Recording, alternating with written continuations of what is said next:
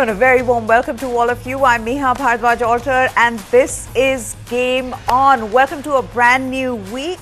We have a special guest who will be joining us in just a bit. Let me give you a hint. He was a medalist in Paris and he plays badminton. While you try to figure that out, let's get the big cricket stories out of the way. Mayank Yadav bowled with searing pace while mystery spinner Varun Chakravarti made an impressive comeback to set up India's dominating win over Bangladesh in the T20 series opener in Gwalior on Sunday. India, oozing with fresh talent, bundled out Bangladesh for a below-par 127. In the chase, the batters played an array of audacious strokes to gun down the target in 11.5 overs. The start with the ball was given by Mayank and Varun. With the bat, Sanju Samson and skipper Surya Kumar Yadav, who scored 29 runs each of 19 and 14 deliveries, and Hardik Pandya 16 ball 39 not out, ensured an easy win for the home team. A full house at the newly built Madhurao Scindia Cricket Stadium witnessed high-quality bowling from India and largely ordinary batting from their opponents. Grabbing headlines for consistently bowling in the 150 km per hour range during the IPL, Mayank was able to generate serious pace in his opening spell of 2 overs, getting the wicket of Mahmudullah for just 3 runs. His first over was a maiden. Varun, playing in in the Indian team after almost 3 years, rattled the Bangladesh middle order with 3 dismissals for 31 runs from his 4 overs. At 64 for 5 and 10 overs, Bangladesh's innings was going nowhere and India were able to press on the advantage. It was Arshdeep who derailed the Bangladesh innings with early blows and then giving the player of the match performance with 3 wickets for just 14 runs from his 3.5 overs. India came out to bat with an aggressive intent. Abhishek Sharma slammed 16 of just 7 balls. Samson went hard from the get-go. Promoted to the top of the order, Samson slammed 29 of 19 with 4 hits to the fence. Skipper Surya Kumar Yadav slammed 2 fours and 3 sixes, punishing the Bangladesh attack for 29 runs of just 14 deliveries. Pandya then completed India's chase in 11 overs and 5 deliveries, returning unconquered for 39, hitting 5 fours and 2 sixes in his 16-ball cameo. Nitesh Kumar Reddy scored 16 of 15 balls. And after the match, Bangladesh captain Najmul Hussain Shanto admitted that his team doesn't know how to consistently post 180-plus scores in a T20 game. He said, and I quote, "We have the ability, but we have the room for improvement in our skills. We have been batting in this way for the last 10 years. Sometimes we do well, we have to make some changes, perhaps where we practice back home. We play on 140, 150 wickets at home. Our batters don't know how to score 180 runs. I won't blame just the wickets, but we have to consider skills and mentality." Indian captain Surya Kumar Yadav, who marshalled his resources well, he had his teammates Mayank and Nitesh Kumar, the debutants. They were all praised for their skipper. Mayank, talking to BCCI TV after the match, said, "He gives you freedom. When I was taking the run-up, he was telling me, do what you feel best." So that's very important for any fast bowler, especially when you are making your debut. Nitish, who scored 16 of 15 in a half-century stand with Hardik Pandya, added that he's a very calm and cool captain. He's doing fabulous captaincy, not giving any pressure to us. We were debutants. Obviously, we will have nervousness and pressure. He gave that license to us. Any youngster would like to get it from the captain. It's a great moment because I'm coming from an injury. I was a bit nervous. Like I was telling myself, don't stress yourself. On to the Women's T20 World Cup, and skipper Harmanpreet Kaur's years of experience saved India from the blushes as they secured a 6-wicket win over arch rivals Pakistan yesterday, keeping their semi-final hopes alive in the Women's T20 World Cup. Batting first, Pakistan were restricted to 105 for 8 in 20 overs as Nidadhar top scored with 28. Arundhati Reddy was the most successful bowler for India, taking 3 wickets for 19 runs, while Shreyanka Patil chipped in with 2 wickets. Indian batters made a heavy weather of that paltry 106-run target as they required a 24-ball 29 from their experienced skipper to eke out that crucial win. Harmanpreet retired hurt when 2 runs were required for victory. Sanjana Sajeevan playing her first game, finished it off with a boundary. The defensive approach by opener Shafali Verma, which was 32 of 35 balls, and their new number 3, Jemima Rodriguez, 23 of 28 balls.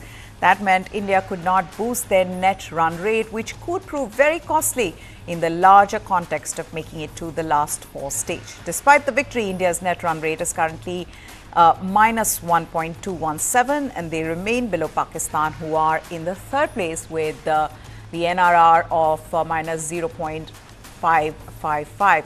India would need to beat both Australia and Sri Lanka by comfortable margins to harbour any hopes of a semi-final berth. Okay, we all have setbacks in life, and if you wondered why your life at times was so difficult, let me introduce you to this brilliant achiever.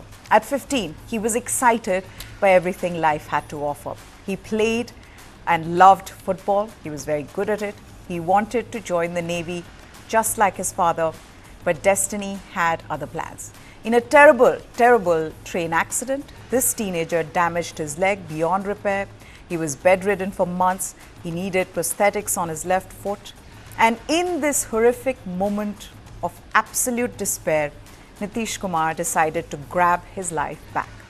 He put his football dream on hold. He cracked IIT examinations, became an engineer, and also found a new passion for playing badminton and became so very good at it.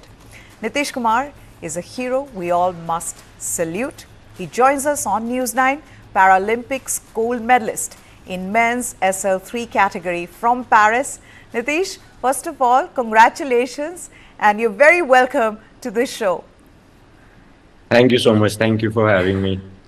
Nitesh, it's been a month since you won the gold in Paris. What has this last month been like? Last month, it's been very exciting and very joyful and overwhelming and emotional for me. I came back very next day after winning the Paralympic gold. And ever since, I've been visiting my hometown, my training places and events. And wherever I go, I get emotional watching the people enjoying my win as it's theirs, and having that joy of someone winning the Paralympic gold for them.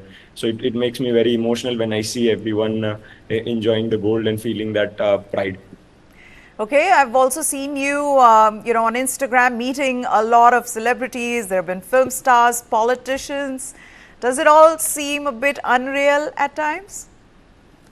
Yeah, of course. The first one was meeting the Prime Minister in Delhi on 12th, and yeah, before when we went to for Paralympics, he had spoken to us on Zoom call, and he wished us good luck for the games. And then after coming back, he met us. So yeah, that one was the most inspiring one, that the Prime Minister himself meets you after winning a medal at the Paralympics. And then yeah, further on going on to meet the sports celebs of our country, and then Ranveer Singh and Kartik Aaryan at the Ambani's dinner on in September last week. Did any of them say something interesting that you remember? Something that stayed with you?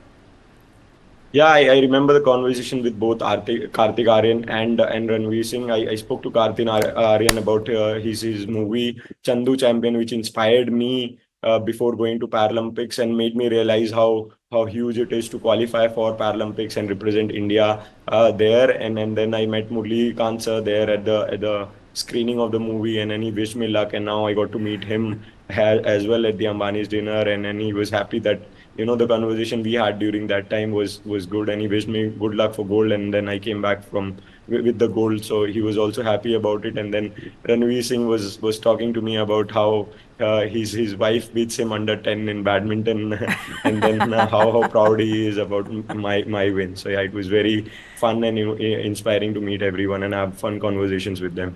Nitesh, that final was quite something. I mean, you'd never beaten Daniel Bethel before. You won the first game, 21-14. He came back in the second. The third was scary. You guys were going neck to neck. Take us through what was going on in your head at that moment.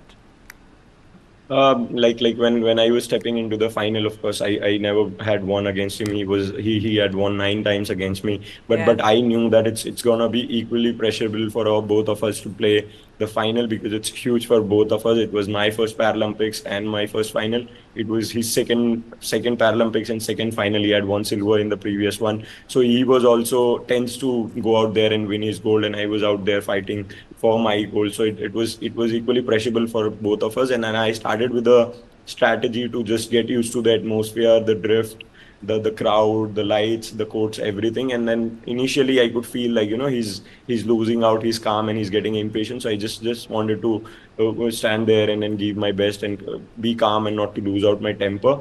But yeah, winning out the first set very comfortably after running close till 11 all and 12 all was good. And then the strategies worked very well, the way I planned it with my coach during the training in Hyderabad. And then second set I was leading, and then he fought back. I felt the drift got changed in Yeah. the second half of the second set. I was struggling to send the shuttle back, and then he was having a good attack and pushing myself from the net.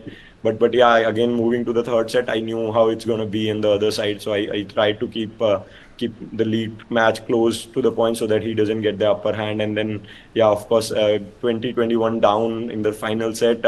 I kind of got nervous, but I had few losses like that in the past. So I just kept on telling myself to be there and just focus on the point, irrespective of the result and how he has come back. And yeah, it worked for me. And then being disciplined at the end, not to try so much out of the game and just be play positive and my style worked for me. And then it was two quick points, and then I didn't know how to react and how to celebrate it about it. I was laughing at myself later on when I saw my celebration, but yeah, everything was worth after winning that gold medal. I'm sure it was, and it's been such a moment for all of us as Indians to just see you win that medal. Now, tell me one thing, how did badminton start for you in IIT, and why badminton? I think badminton, because it was the easy to play, because everyone would have played in their childhood, in their with their family, just standing there, just playing, knocking shuttle off here and there. So I started badminton with the same perspective, for recreation, that I'll have something to do other than studies at the college. But then when I was introduced with the regulations and the rules, I was excited, and then I just started playing it regularly. Huh? Later on wanted to be part of the college team, and then started playing regularly and sincerely with the coach before I got to know about para sports. And then when I got to know about para sports, yeah, then I was more curious, because I never had tried to push myself out of the comfort zone in the last few years. And then I was curious to see how other para athletes with different disabilities play badminton professionally and give their best. So yeah, when I went for the first national tournament, it was eye opening for me and very inspiring for me to see how everyone forgets their disabilities and their struggles when they are playing, and then they just give their best. So yeah, that's what motivated me to pursue badminton further. Okay. How did you manage to find balance between studies and badminton? I mean, you were in IIT and playing badminton and excelling in one for sure. I don't know how you did in your studies, but yes, you became an engineer, so I'm sure it was good. Yeah, initially it was okay because I was not pursuing badminton too much, because it was just a recreation for me. But yeah, when after I started playing para badminton more professionally, it started getting difficult for me, obviously, because I had to spend more time on court, and I had to focus on that more. Plus, you having diet restrictions in college, not I don't think anyone can go out there and play international by having food at the mess. So yeah, those things were a little difficult for me. And then yeah, to manage the load, yeah, of course, when my batchmates used to go out for tours on weekends and have fun time, I used to spend time playing. And then yeah, of course, the marks got started getting affected later on. But then yeah, the college was supportive for still supportive for me to go out and there and play. And then they allowed me to have a break after the seventh semester, so that I can go out and play Asian Games in 2020 in 2018. So yeah, they were equally supportive for the journey. And now what is it that your classmates say to you? You know, the ones who have seen you get to this level, or your closest friends from IIT? Yeah, of course they are very proud. We they because they have always seen me how dedicatedly I used to play badminton, and after a tiring day at classes, I never used to miss my training in the evening. I used to play there for hours. We didn't have a regular professional coach, so it was just us playing, and we were just I just used to keep on playing for 4 or 5 hours, and then miss out dinners as well. So they have seen the journey closest. To me. So they are very proud of the way I've come far, and they've always been in touch and following the sport. And yeah, of course, I haven't been able to respond to everyone yet. But yeah, I saw like we have a group on WhatsApp from our batch, and they've renamed the group as the batchmates of Nitesh Kumar. So yeah, it's Uh, also yeah emotional for me, and I know how proud they are about the win as well. So looking forward to meet them really soon about it. that is so sweet. Tell me one thing, Nitesh. What is the mindset you believe one should follow in overcoming an adversity? You've gone through something one can't imagine. And at a very young age. I mean, this happened to you when you were 15, where you damaged your leg in an accident. If there's somebody who's looking up to you right now and saying, you know, what is it that Nitesh did? What is the mindset here? What is the one thing you told yourself that you followed that helped you? What would it be? It was actually my father who kept on telling me to never give up. That was the hardest time I was in my life. Even now when I have injuries, they feel smaller to me because the toughest one was the one in 2009 when I was just 15, and then I didn't know what to do, where to go, what will I have with the life, and that was the time when my father kept on telling me to never give up and never lose hope about it. And the first thing was to get back on legs independently, and he has been equally supportive and to me, and he had pushed me more than my coaches push me now for to get up and go out there, because walking on a prosthetic is not that easy. You have to practice every day, walking hours in front of mirrors to see if your walking pattern is good. And I used to sometimes get tired. I used to have pains, and but he always motivated me to keep on trying. And then yeah, eventually when it was there, yeah, I was very proud of myself that within 6 7 months I was out there, independent in the normal life. And then yeah, after that it's always been the same. Yeah, whenever I have injuries, whenever I have setbacks, I just tell myself that every setback and every injury is smaller than that injury. And I've come past that, I can come past everything now. And of course, playing a sport, it teaches you to deal with failures. So yeah, that part has also been taken care by Yeah. sports. That if I'm low, I automatically work harder on pushing myself further and make a comeback. Okay, so don't give up. You know, wake up every morning, do what you're meant to do, and have a Yeah. good support in your family. Okay, now, Nitesh, did BAI approach you after what you spoke about, how you felt that they were not the most helpful to para athletes? And did that conversation happen? Because you did flag some important issues that you felt weren't being addressed by the Badminton Association of India. Yeah, it's like when players are playing at such a huge level, playing representing country at World Championships, Asian Games, and Paralympics, I think they should not have things on their head about managing their hotels and their transportation, and how to deal with small things of getting the visas and things on time, then getting things done on time. So those were the things which we have been struggling all this while. And then by being a very in expertise in badminton, we expected them to have equal expertise and administration in para badminton, but I think we have been lacking it.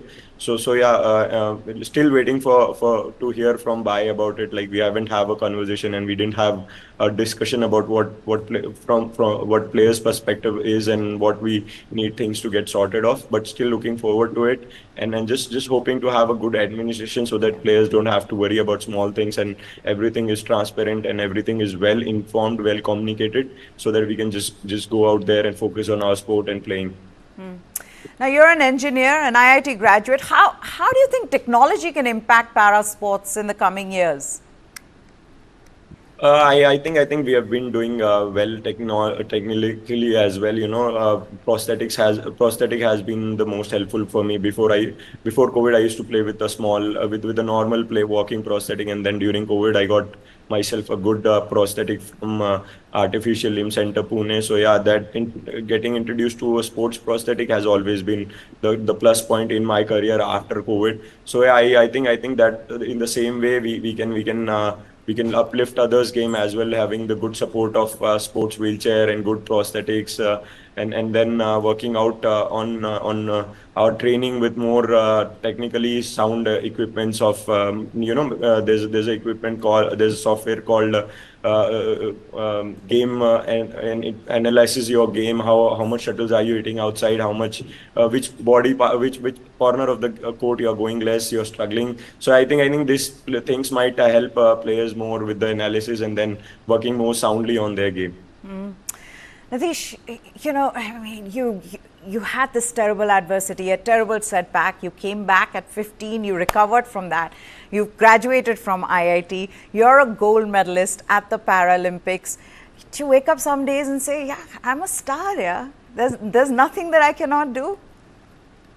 No, I don't have that feel of having becoming a celebrity or star now, because I've always been grounded, and even now when I've resumed my training because I have an international tournament coming up. So even now when I'm going to training among other players, I still feel the same, and I still have the same passion about the game. So I don't think that win has changed something about the feel of being a star or celebrity. But yeah, of course, it's a confidence booster for me, so that I can I have to work hard further to have this consistency. I've myself given up a level that I have to always live up to this level and just keep moving forward. So it's just like that.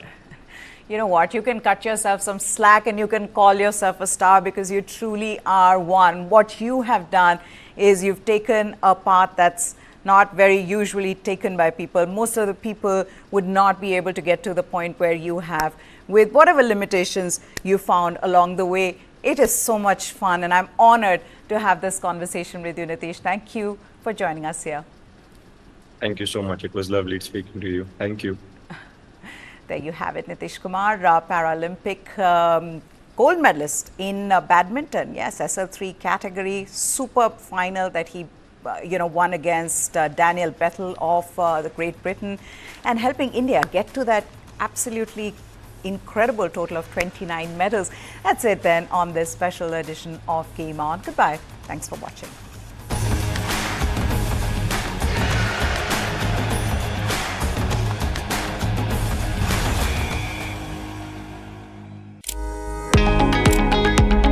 So I'm Payal Nath, the CEO and director of Kadam Heart.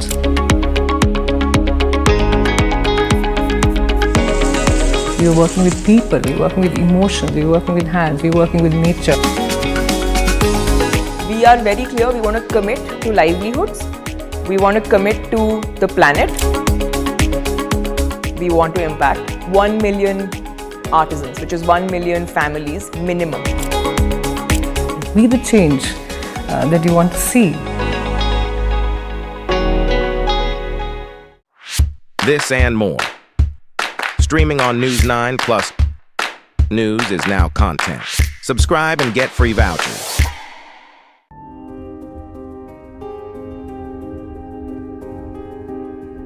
It's said that out of 7 diamonds across the world, 5 are cut and polished in India. Don't forget, US is the largest consumer of polished diamonds and the diamond jewelry, and that has taken a big beating for multiple reasons, but largely because of the consumer spending going down on these items. And that's essentially what has hit the diamond industry. We are at a brim where you see not just one, but multiple very strong global brands coming out of India, and we will make a global mark, and I'm convinced about that.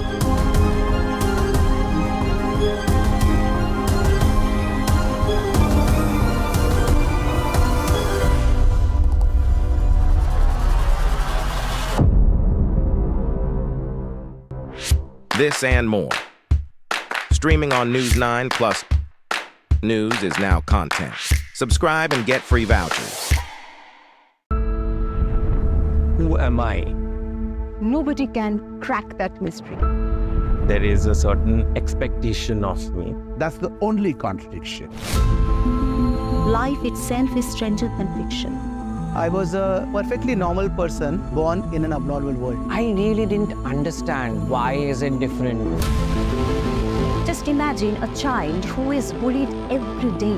Boys school में कुछ लड़का लोग मेरे साथ sexual abuse किए. मुझे तेरे बारे में सब पता है और मैं तेरा रेप कर दूँगा. You also start to stigmatize. अरे ये तो time pass है. Sex doesn't come in the picture. Sex comes very late. Then they are a man-made narrative. Why do you walk like that? Why do you sway so much? So you can understand the trauma of a person who's trapped in a wrong body.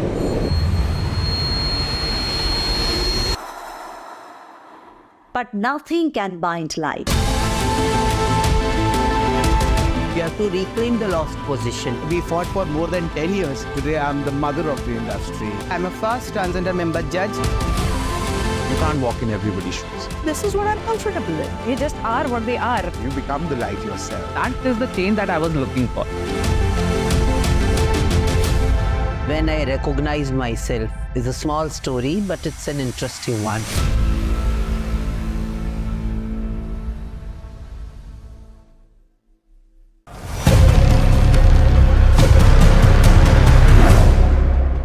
During a surveillance mission, the MQ-9B, a high-altitude, long-endurance Sea Guardian drone, procured on lease from General Motors by the Indian Navy, developed a technical glitch.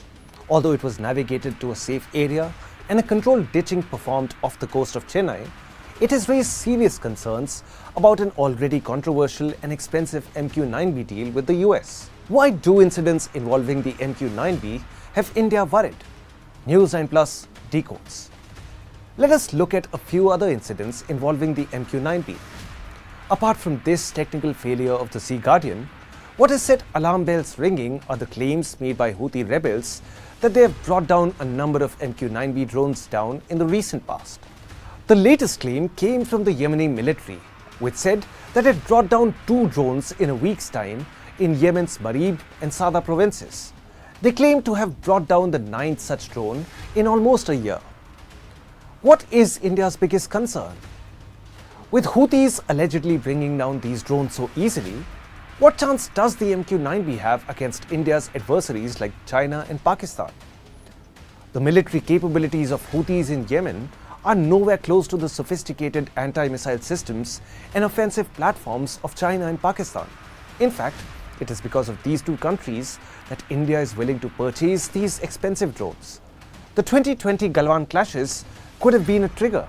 The question is, can these drones survive the sophisticated top-of-the-line surface-to-air missile defense systems developed along the contested airspace over the LOC and LAC? Categorized as high-altitude, long-endurance UAVs, these drones are designed for extended flight durations at altitudes exceeding 40,000 feet for anywhere close to 40 hours. But Houthis targeting them at ease is definitely making India anxious. How expensive is the MQ-9B? It is a $4 billion deal for 31 MQ-9B Predator drones procured for the Navy, the Army and the Air Force. The opposition has been claiming that India is paying a heavy price for these drones, compared to a few other countries who have paid a relatively lesser price for these drones. What is the government's take on these drones? The government says that the price India is paying for the drones is lower than the price that others have paid. The manufacturer quoted the price of $3.9 billion.